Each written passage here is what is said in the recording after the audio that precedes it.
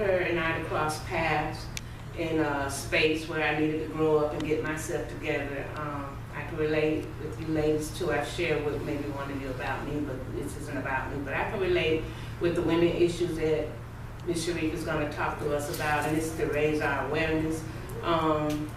Like I say, this is her book, Don't Come Down from the China Berry Tree. It's a great book. I did take time out to read the book. It's about her life and her experiences and how she has overcome and still working on keeping others aware of, you know, we're good women and there is life after death in the spirit. There is life after death. And without further ado, I bring Ms. Sharif to us all.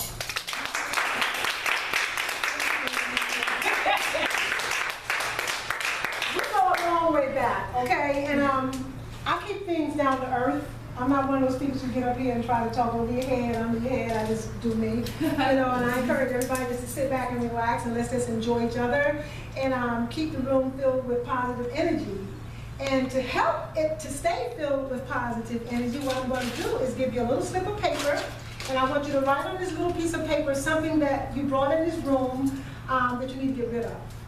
Okay, something that you brought in this room mentally with you that you need to get rid of. It's been like, you know, nagging at you like that little all the time. I want you to write it on here, okay?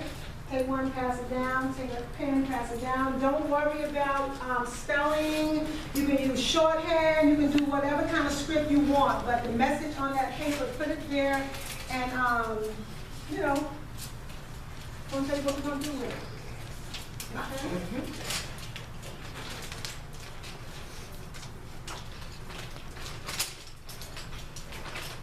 Yeah, be very honest with it. Just one thing, not two things. Just one thing that's really nagging at you. You know, you like, just get out of my head.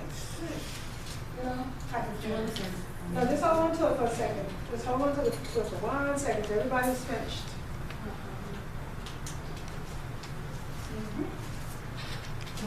And you can hang on to the writing pens and stuff. You might need them again. You know, just be prepared just in case you do. Okay. When you finish writing, just let me know. I'll know you finished when you do the job or something like that. You know, you're writing, take time, let me know. Okay. So, everybody done? Yes. So, I want you to tear that paper up into a million pieces. I'm going to pass this garbage bag around, and you're going to put it in the garbage, because that's where it belongs, in the garbage.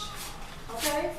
Anytime something is bothering you, this is number one. Anytime something is bothering you to the point of it won't get out of your head, you need to get it out your spirit, tear it up, give it to wherever it came from, and don't bring it back to yourself again ever. Okay? Do not bring it back. Yeah, pick that little piece up off the floor. We don't want nothing lingering. You don't know. You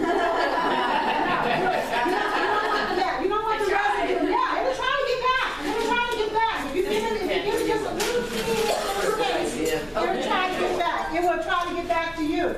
Okay? This is something you can do every single day. I come to you with strategies. I come to give you things that I know work because they've worked with me and for me still to this day. Okay? I am in recovery, and I will be in recovery for the rest of my life. Do you understand that? It's no, I'm all right now, so I can take for granted my good health, my physical, mental, spiritual wealth. There's no such thing as, I'm okay, so I'm just gonna like, you know, I got this now. For the rest of my life. And the reason, let me just give you this. Okay? Now somebody else coming out, we're going to have to start a new bag. But we ain't opening this bag up, okay? This is going to be purged as it already is. Good job. Okay.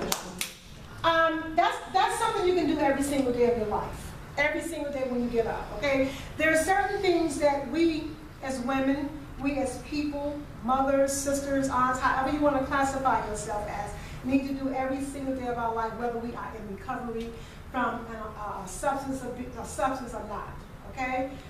I've been in your shoes, so don't think that I'm standing here talking the talk and haven't dared to walk, all right? This particular Keep It Moving initiative that was created because my spirit allowed me to create it, is my way of giving back to women and teen girls something that I desperately needed when I was coming up, but I didn't have. And even if something did come along, it wasn't put into a way that I was able to comprehend it. Okay? It was always over my head. It was always in a condescending type of way. It was always, you should know better by now. Oh, no, what is by now? How should you know better by now? Okay? Whatever you're doing today will create a past that will definitely last you for the rest of your life. However, there'll come a time in your life that you're going to look back at that stuff, and hopefully that stuff that you created in the past that follows you for the rest of your life will serve as some type of strength. Strength. Not a weakness, not a flaw, not a character defect, but something that will mold you into the beautiful people, the beautiful spirits that you are. One day at a time.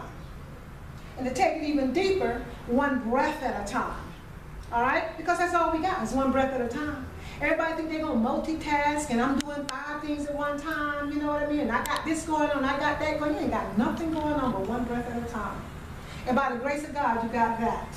You know? Because if you didn't have that continuous flow of air coming in and out, how long do you think you would live? Not very long. Air, water, food. Air, you expire much quicker than the food and the water. Okay, without the oxygen, without the fresh air, you will expire much quicker. That's why I always say take it one moment at a time. Don't rush yourselves. Be patient with yourselves, okay? Because only you know how you should be moving about. That's what keep it moving is all about. Keep it moving ain't about just, you know, you got to do something quick and fast. A lot of people think that because you got to say keep it moving, keep it moving, keep it moving. But keep it moving is a rhythm that beats to your heartbeat, that beats to your energy. Okay? Now, I wrote a book, and it's called Don't Come Down from the Chinaberry Tree. I wrote that book 3 years ago, but the book has always been in me. The book started, I guess, at the moment of conception, because I was born into a home where my mother and my father fought like cats and dogs. You know, my father abused my mother very, very viciously, and I witnessed a lot of that, saw a lot of that. So I learned how to do that. I learned how to accept that as something that needed to be done to me. Couldn't tell me it was wrong, because mommy had it done to her. Okay?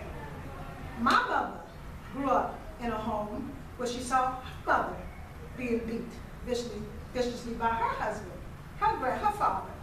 Okay, so my mommy learned the same thing too. All right? So, one day, sitting down watching TV, got all this stuff going on in my head, didn't know I had some issues, you know, having me some fun, got my little drink going on, you know, just doing my thing, you know, I'm good now, you know, I'm in Florida, I'm relocated, you know, I'm doing fine, you know. And I done got rid of a lot of the people that was in my life that caused me a lot of problems, because sometimes you just gotta get away. Bottom line, you just gotta get away. And we'll talk about courage and how to do that in a few minutes. I'm in Florida, watching Oprah Winfrey's show. What did she say? I dare you to tell your most challenging story. I dare you to write your story, is what she said. Okay? If you write your story and you win, you're going to go on this around the world tour, this adventure with Tina Turner, I think it was at that time. You know about that, Tina Turner? Okay, wait a minute. You saw that? Yes, that's what I'm talking about. So yes, I wrote my story. Yeah, I wrote my story, but that story wasn't for Oprah or to win that trip, it was for me.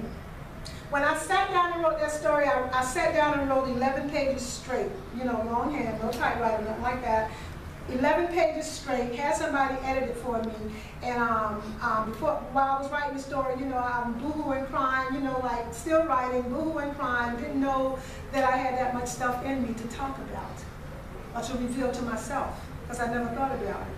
Sometimes we get so caught up into stuff till we never look at ourselves and think about ourselves. Okay, until we just all of a sudden just stop and think about ourselves and look at ourselves. And it's nobody's responsibility but our responsibility to do that. We can't put that on nobody. You know, we can no longer say, you made me do this, you pushed my button, you my trigger, you know. If it wasn't for you, I wouldn't be in the situation. If it wasn't for you, you wouldn't be in the situation. You understand what I'm saying? If it wasn't for you, you wouldn't be in the situation.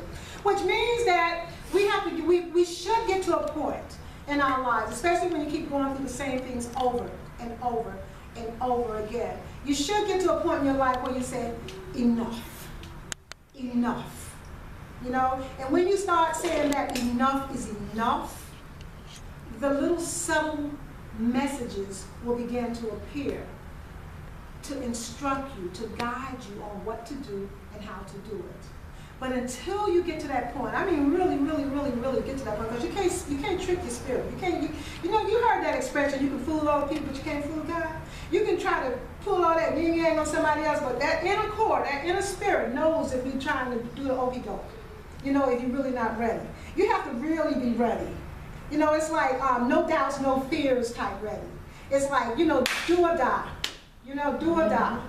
You know, and that's just the bottom line to it. So, when I wrote my story to Oprah and found out how much of an impact it had on the person who edited the story for me, it woke me up to a new awakening of myself, and it also woke me up to an awakening of what I began to realize other women went through and were still going through. Okay? So I said, you know what? It's not just me. Something is going on, and it's not just me. And it's not my fault that I am the way I am, because first of all, I had no knowledge of that, okay? But now that I do, I'm responsible for helping myself come up out of that situation. So what do? I made a lot more mistakes now, don't get me wrong. It didn't happen overnight. I made a whole bunch of more mistakes. You know, I kept, you know, lapsing a little bit here, lapsing a little bit here. But the thing about it, I had the knowledge. I had insight now. You know, I knew what was going on. So eventually I did write a book called Don't Come Down from the Chocolate Tree. And the book is very impactful. This book I use as a guide with teen girls and women, no matter what the age, but I started teen girls because the language is kind of deep, you know. There's a few words in here that are not your choice words that you would want your average elementary school child to read, although they are. They are reading these words and they are doing these things. Some of the stuff that's in this book, that and more, because I was an educator since 1985 in public school systems. So I hear the language and I've seen the pregnancies of the teen girls and the elementary school girls. So it's real. It's real. It's just that the politics that we have to go through sometimes to keep it real with them is so ridiculous. Okay? This little book is filled with stories that will impact and change your life for the rest of your life, okay? Because it's based on not just my story, which is my story, but it's also a lot of women's stories, and you can find yourself in this book somewhere. You have the sexual abuse, you have the domestic violence, okay? You have the drug abuse, all right? You have the boyfriend or the husband or the partner who went to prison, who wanted to do nothing but do things that was illegal, so he ended up going to prison, okay? You have the people in society making you feel guilty because you got a lot of children. I have 8 children. By the time I was 23, I had 6 children. By the time I was 23, I had 6 children. Do you imagine the abuse that society puts on you when you're walking down the street with your children and they say things that you can actually hear? All of them yours? You know? Why do you have so many? Don't you not close your leg? You know, the things people say to you, even the doctors. You know, that beats you down, that beats you down, that beats you down. Or so they think, you know, or so they think, all right? Somewhere along the line, I, just like you, and just like all the other thousands and thousands of women and teen girls in the world, can find that little spark that never goes out, no matter where you are. I don't care if you're locked up. I don't care if you're in the corner because of, you know, you almost been OD'd on something, which I've been there before too, okay? I don't care if you're in a room and you just got beat up by your mate, or you having a fight with somebody in your family, like your children, because you got children that fight parents too, you know that, right? You got children that beat on their parents. Okay, I deal with kids every at least once a week in a group setting that they're abusing substances of some sort, and they tell some stories. They do stuff, you know. But it comes a time that this little spark, as long as you're breathing, is there.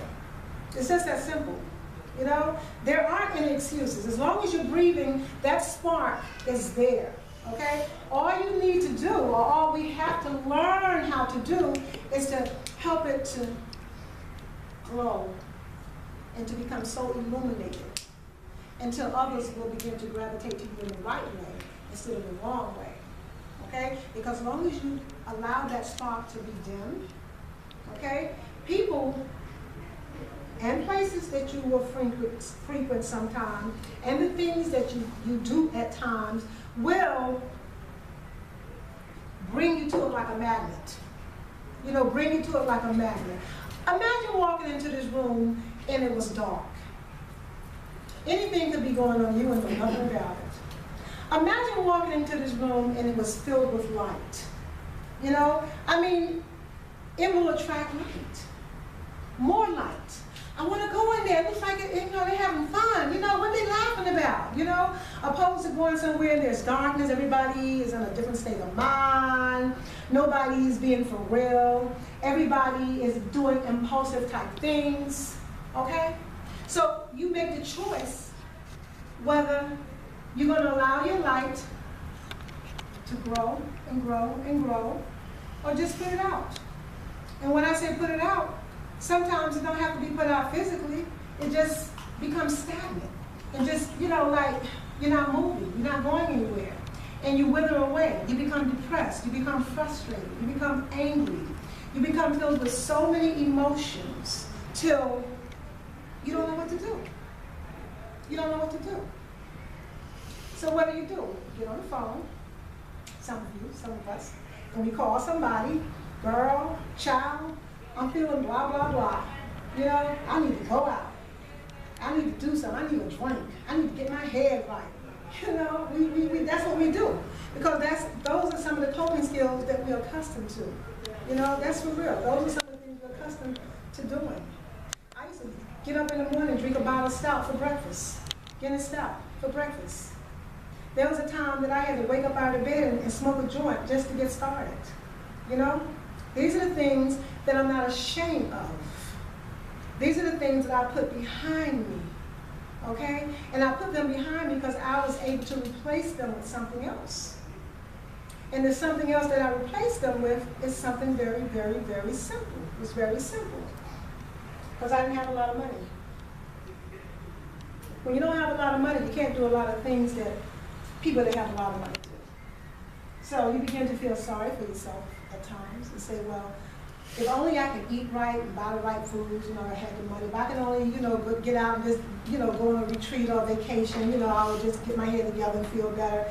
If only I could just buy myself some nice clothes, it would make me feel better. You begin to put yourself in a situation where money becomes the situation that you want to get because you think that's going to make you feel better. But there's three things that I do every day. There's three things. There's one thing that I do I do them every day of my life. And I started without even knowing that I was going to do this. Okay, it started by me looking out the window, you know, cloud gazing one day. Okay, and then that helped me. But I want to tell you something that I want you to do, not cloud gaze. You can do it if you want to. This is 3 colors. I teach color meditation. I teach people how to breathe in color, live with color. So that way when you're outside, wherever you are, you'll always have an out. You'll always have a space to be free. Okay? You'll always find yourself, no matter where you are. No matter where you are.